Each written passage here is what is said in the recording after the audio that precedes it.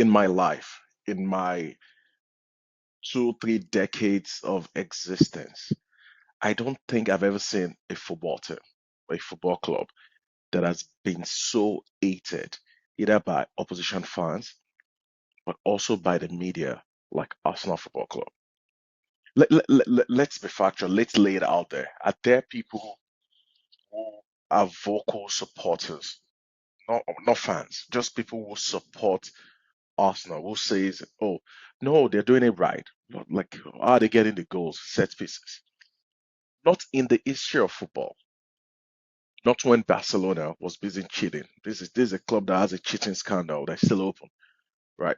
This is a club that got every single decision in the Champions League and their league. Barcelona and Real Madrid, right? These are teams that basically want to colonize the sport.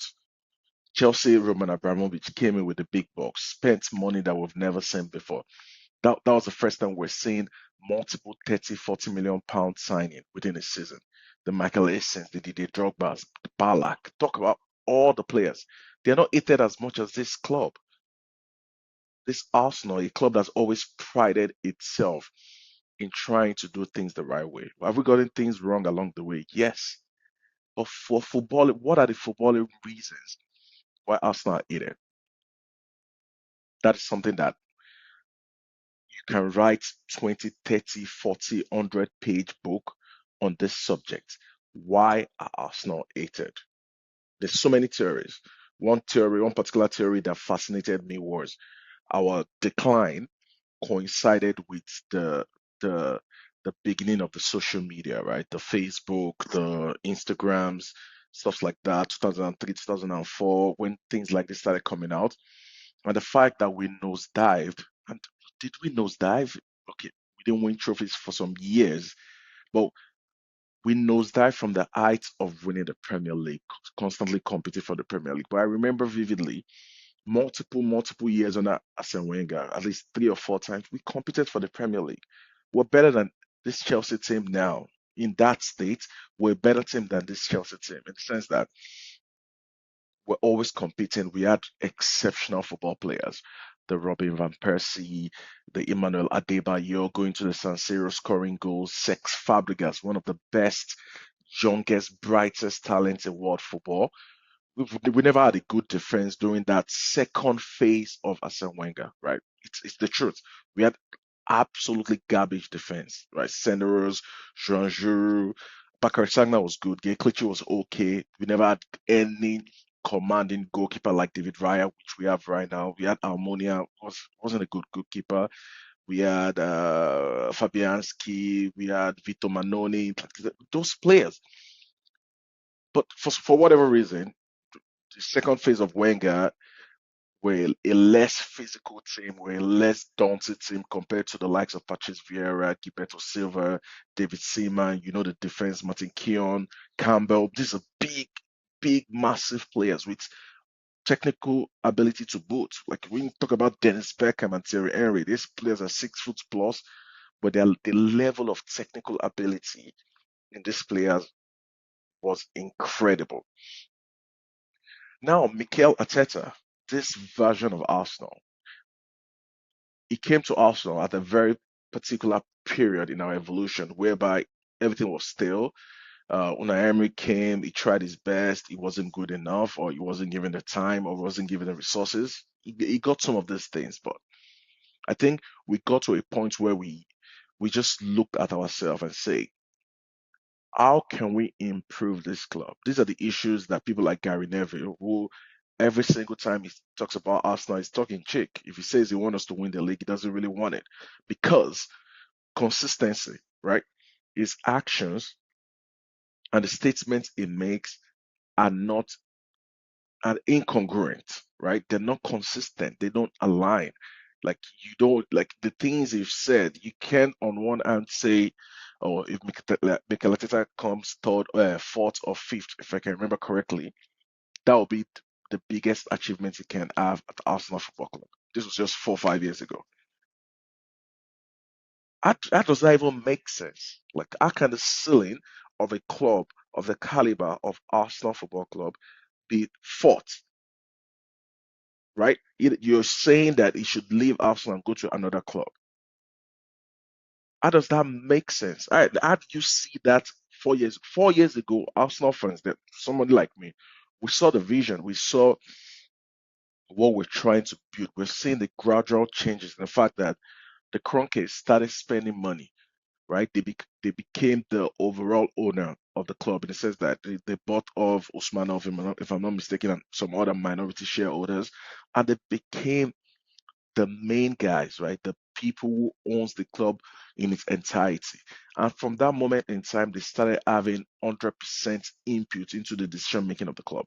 Am I absolving them of some blames? No, because the promise when we moved from the Ivory to the Emirates was what? Winning. Was what? Dominance. Was a team that is ready to come to the center stage of the world football. But that didn't work out. Like things don't work out in life. There's some factors that made that impossible for us. The loan that we took, the fact that at that point in time was when Chelsea came to the Premier League, and Chelsea, whether we like it or not, they changed the landscape of the league, right? They changed the fact that Chelsea can offer the same player Arsenal or Man United want to sign, they can offer the player three times the wages. They changed the landscape, right? And as the influx of money came into the league, it benefited the league, but it also stifled Arsenal because it coincided with the point where we're moving into the Emirates Stadium, new stadium, and we need to manage our budget, manage money, and that was also contingent on Arsene Wenger staying at the club. So it stunted his growth too as a manager in the sense that he never got the opportunity to coach France, Real Madrid, all these other big teams in the world, and it affected us, our status as an elite football team. Now, present day, the kind of conversation you see present day is Arsenal are butlers. Have we let some of the league slip? Yes. But how can Arsenal be butler for uh, a team like Manchester City, who 22-23, okay, we were on fire in the beginning of the season, right? And World Cup, and when the World Cup came, the World Cup stifled our development, right? The World Cup affected some players, some key players, right? We had Gabriel Jesus. Who is backing up Gabriel Jesus? You're talking about Andy Nketiah. That was the squad that we had 22-23, right? We bottled it, as people said. 23-24. Second half of the season, I think we won 16 out of 18 games straight. 16 games, one draw against Manchester City, and one loss against Aston Villa. Do you think that is bottling? If you've ever competed for anything in your life, if you ever played any sport, you think winning 16 out of 18 Premier League games in the second half of the season is categorized as bottling, then you know nothing about this sport, right? Third season, just injury reading, we didn't have a good transfer window. We got in Merino, he was injured for like 2 months. Multiple players was injured, Odegaard was injured, and we just didn't compete, and we still came second. Or even last season, we're still tagged as bottling the league, right? It's insane. We competed against a treble-winning team, one of the most expensively assembled team in the history of our sport, one of the best footballing team in the history of our sport, and a team with an inexperienced manager, with young players, competed. We absolutely did. Now, present day, you open your Twitter or you open YouTube or you open anything, all you see is the villainization and the vilification of Arsenal Football Club in every way, shape, or form. From rival fans, Manchester United, Chelsea.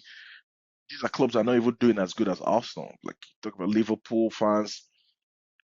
Everybody wants Manchester City to win the league. Everybody did not want Arsenal to win the league. Now, for me, as an Arsenal fan, and for the Arsenal fans out there, we need to stop looking for that validation. In a week, that was one of our most important weeks of the season in the sense that we've dropped so many points from January, February, and we went into a two London derbies, one away from Rome against Tottenham, who are not so good. But at that point in time, we're not very confident. We slapped them 4-1, and then Chelsea came to the Emirates. We scored two corner kicks. We haven't scored from corner in the last 7 or 8 games. Won the game. And every single conversation or the noise that you're hearing, everything is still, oh, Arsenal, they're a rugby team. They play like Stoke City. They do this, they do that. Did you watch Chelsea 2004, 2005, 2005, 2006? You think they were a free flowing team? You think they didn't score a lot of free kicks, corner kicks? You think there was a time where Arsenal players used to break their leg every season? Even Shawcross and Stoke City winners hated as Arsenal. It doesn't make sense. The angle of, oh, our fans are bad, it's our fans are not so different from the fans of Manchester United, from the fans of Liverpool, from the fans of Chelsea. Manchester City don't have fans, so we don't count them. They're not so different. Fans are supposed to be delusional. There's a level of delusion that most fans have, and consistently we've been painted with a wrong brush. Places like Talk Sports, the BBC, like we're just rage baiting Arsenal.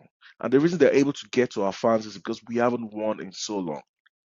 And this is a call to order for Arsenal fans out there. That pressure that you feel, the players already feel it too. The fact that the criticism that you see, the drive to win this as much as possible, I completely understand it. But it's time for us to just support the team. We don't we can impact the calmness. It's the reason why almost every game now at the Emirates Stadium, with the moment we're not like 2 or 3 goals up, and you get to like second half and we're struggling a little bit, the fans are right on top of the players. They're stressed, and the players can feel it. And our performance just nosedives. There's a reason why Chelsea 2-1 up against Chelsea with a man up. We're not able to control the game the last 20 minutes. We struggled. Raya had to make 2 or 3 saves.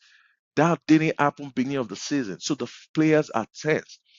But in order for you to do anything meaningful in life, in order for you to win at the elite environment that Mikel Arteta and his coaching staffs have created, you got to go through this test. You got to be the team or the set of players that are able to bring the first big trophy that the Emirates Stadium will experience.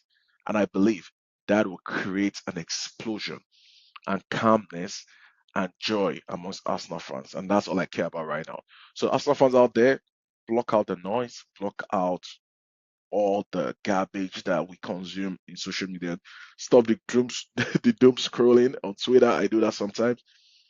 I just try and give the team the support they need, the support their effort deserves.